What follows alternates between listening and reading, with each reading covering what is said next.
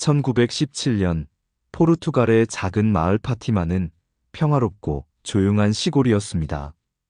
하지만 그해 5월 13일, 이 작은 마을은 세상을 뒤흔들 사건의 중심지가 되었습니다. 루치아 도스 산토스와 그녀의 사촌, 프란치스코, 야신타 마르토, 세 어린아이들이 코바다이리아 언덕에서 양을 돌보던 중 눈앞에 나타난 강렬한 빛이 그들을 멈추게 했습니다. 빛 속에서 한 여인이 모습을 드러냈습니다. 그녀는 밝은 태양처럼 빛나는 흰 옷을 입고 있었고 평화롭지만 엄숙한 분위기를 풍겼습니다. 아이들은 그 여인이 성모 마리아임을 직감했습니다. 그녀는 자신이 하늘에서 온 사람이라고 말하며 아이들에게 다가왔습니다. 나는 매월 13일 이곳에 다시 오겠다. 세상에 평화를 주기 위해 너희를 통해 메시지를 전하고자 한다. 그녀는 그렇게 말하며 아이들에게 회개와 기도를 당부했습니다. 그러나 이 첫 번째 만남은 단지 시작일 뿐이었습니다.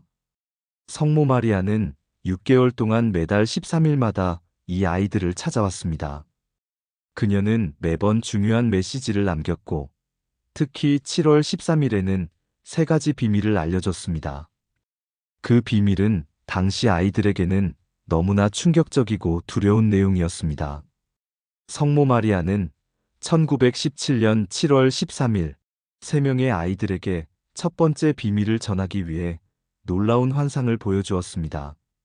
아이들 앞에 갑자기 땅이 열리더니 그 안에서 뜨겁게 불타오르는 거대한 지옥이 드러났습니다.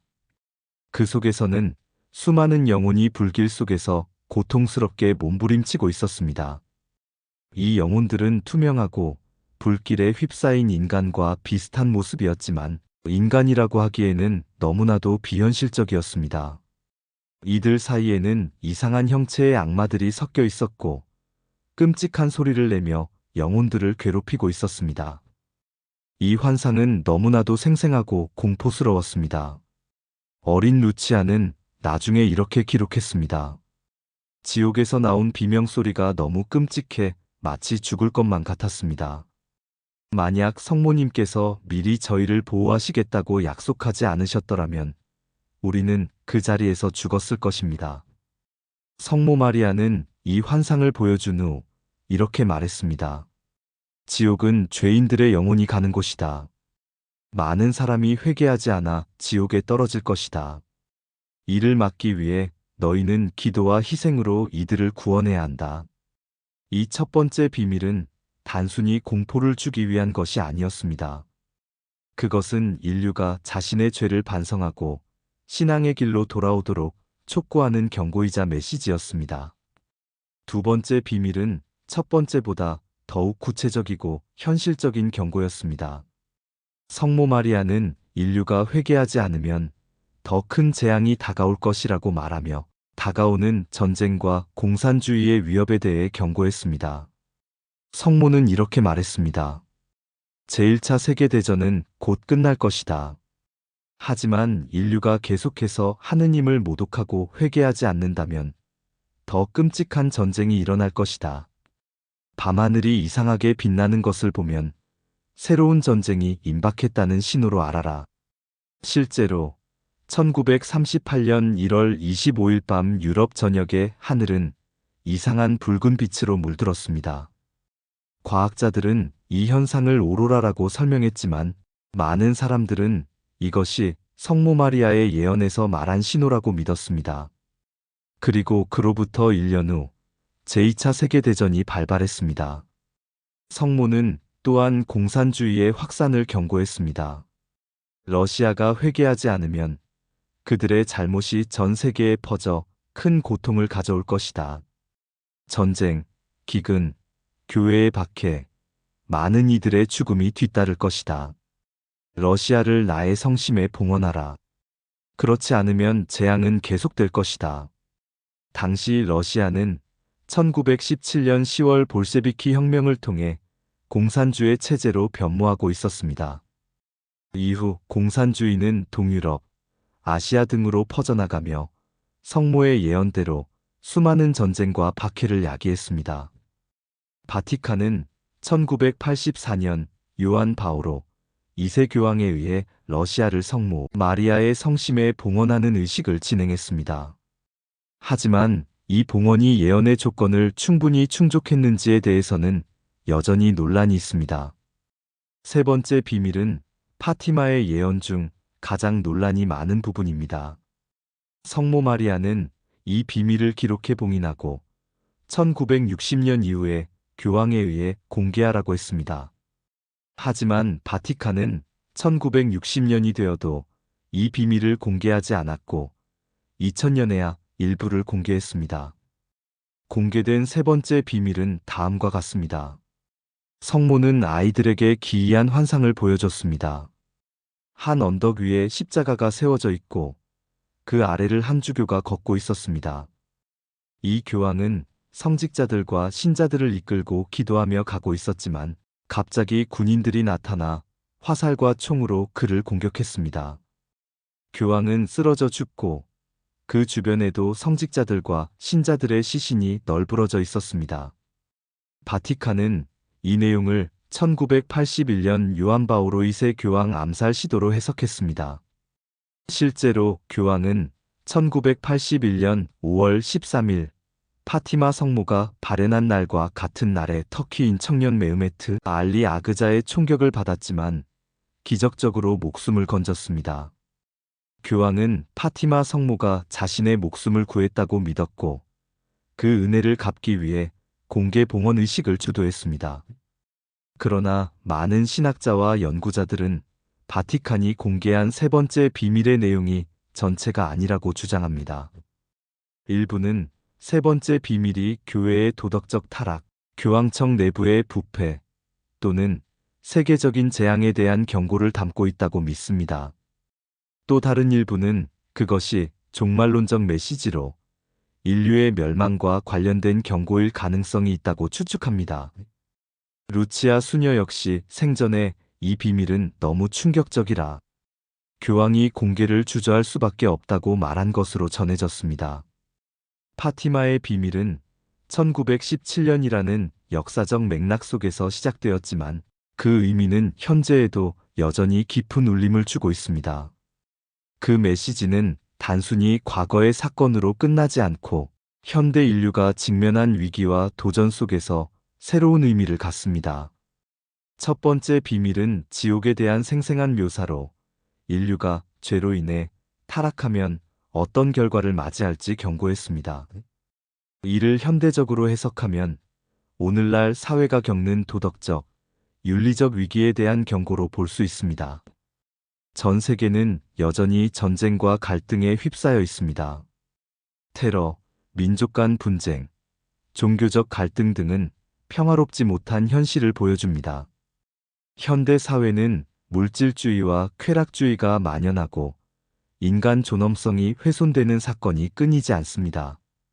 성범죄, 아동학대, 인권유린 등의 문제는 성모의 경고가 여전히 유효함을 보여줍니다. 성모는 인류가 기도와 회개를 통해 구원받아야 한다고 했습니다. 그러나 현대인은 종교와 신앙에서 멀어지고 삶의 목적과 의미를 잃는 경우가 많습니다. 이는 성모의 메시지가 현대에도 절실히 필요한 이유 중 하나입니다. 두 번째 비밀에서 성모 마리아는 전쟁과 공산주의의 위협에 대해 경고하며 세계 평화를 위해 기도할 것을 촉구했습니다. 이 메시지는 오늘날에도 여전히 중요한 교훈을 제공합니다. 성모는 하늘이 이상한 빛으로 물들면 전쟁이 임박했다는 예언을 통해 평화가 깨질 징조를 경고했습니다. 이는 현대의 핵무기 경쟁, 국제 분쟁, 지정학적 갈등을 떠올리게 합니다. 예를 들어 우크라이나 전쟁, 중동의 분쟁, 아시아에서의 군사적 긴장은 언제든 더 큰 충돌로 이어질 위험이 있습니다. 과거 공산주의는 물리적 이념으로 세상을 뒤흔들었지만 현대에는 이념적 갈등과 독재 체제의 탄압이 새로운 형태로 나타나고 있습니다. 사회주의와 자본주의의 대립, 인권 침해, 검열 문제 등은 여전히 세계 평화를 위협하는 요소로 남아 있습니다. 성모의 메시지는 단지 국가 간의 평화만이 아니라 개인적 차원의 평화도 강조합니다. 평화는 외적인 것만이 아니라 인간 내면에서 시작된다는 교훈을 줍니다. 세 번째 비밀은 교회의 위기와 세계 종말에 대한 경고로 해석되며 현대에도 큰 울림을 줍니다. 세 번째 비밀은 교황과 성직자들이 공격받는 장면을 묘사했습니다. 이를 현대적으로 해석하면 교회의 부패와 내부적인 타락, 그리고 종교에 대한 외부의 도전과 압력을 의미할 수 있습니다. 실제로 오늘날 교회는 성직자의 비리, 성추문 스캔들, 신도 감소 등으로 위기에 처해 있습니다. 성모의 경고는 신앙 공동체가 자정 능력을 발휘하고 초심으로 돌아가야 한다는 메시지를 던지고 있습니다. 성모의 경고는 물리적 종말만을 의미하는 것이 아닐 수 있습니다. 현재 인류는 기후변화와 환경 파괴라는 전례 없는 위기에 직면해 있습니다. 이는 인류가 지속 가능한 삶을 선택하지 않으면 지구와 인류의 미래가 위험해질 것임을 상기시킵니다. 세 번째 비밀은 암울한 종말만을 그리지 않았습니다. 그것은 기도와 회개를 통해 새로운 희망과 구원이 가능하다는 메시지를 담고 있습니다. 이는 종교를 초월해 인류가 협력과 사랑으로 문제를 해결할 수 있다는 믿음을 줍니다. 파티마의 비밀은 단순히 특정 종교인에게만 주어진 메시지가 아닙니다. 현대 사회에서 많은 이들이 신앙과 영적인 문제에서 멀어져 가는 현상 속에서 파티마의 메시지는 개인과 공동체의 영적 각성을 촉구합니다. 성모는 모든 비밀에서 기도의 중요성을 강조했습니다. 현대인은 바쁜 일상 속에서 마음의 평안을 잃고 살아갑니다. 성모는 기도를 통해 평화를 찾으라고 가르치며 내적 평화를 찾는 열쇠를 제시했습니다. 성모는 또한 희생과 사랑의 중요성을 말했습니다. 물질적 풍요와 이기심이 만연한 현대에서 서로를 이해하고 돕는 희생적 사랑은 사회를 치유하는 핵심 가치입니다. 회개는 단지 죄를 뉘우치는 행위에 그치지 않고 더 나은 삶으로 변화하려는 실천적 결단을 포함합니다. 개인과 사회 모두가 더 나은 방향으로 변화하려는 노력을 기울여야 한다는 메시지를 줍니다. 파티마의 비밀은 국경과 민족을 초월해 모든 인류를 향한 메시지로 해석됩니다. 성모는 인류가 서로 협력하고 평화를 위해 힘을 합쳐야 한다는 점을 암시했습니다. 세계적인 팬데믹, 경제 불평등, 난민, 위기 등 글로벌 문제를 해결하기 위해서는 공동체 정신과 연대가 필요합니다. 개인주의와 물질주의가 팽배한 현대 사회에서 성모의 메시지는 인류애와 형제의 가치를 되새기게 합니다. 우리가 서로를 이해하고 돕는다면 보다 평화로운 세상을 만들 수 있습니다. 파티마의 비밀은 과거의 사건이지만 현대를 살아가는 우리에게 여전히 중요한 메시지를 던집니다. 우리는 평화를 위해 어떤 노력을 하고 있는가? 우리 사회는 도덕적이고 윤리적인 방향으로 나아가고 있는가? 각 개인은 내적 평화를 찾고 세상에 긍정적인 영향을 미치고 있는가? 성모 마리아는 단순히 두려움을 심기 위해 비밀을 전한 것이 아닙니다. 그녀는 우리 모두가 함께 더 나은 세상을 만들기 위해 노력하라는 사랑의 메시지를 전한 것입니다. 파티마의 비밀은 그 자체로 미완성의 이야기입니다. 그 결말은 우리 각자가 어떻게 행동하고 어떤 선택을 하느냐에 달려 있습니다. 이 메시지 앞에서 우리는 어떤 선택을 해야 할까요? 오늘도 영상 시청해 주셔서 감사합니다. 구독과 좋아요는 영상 제작에 큰 힘이 됩니다.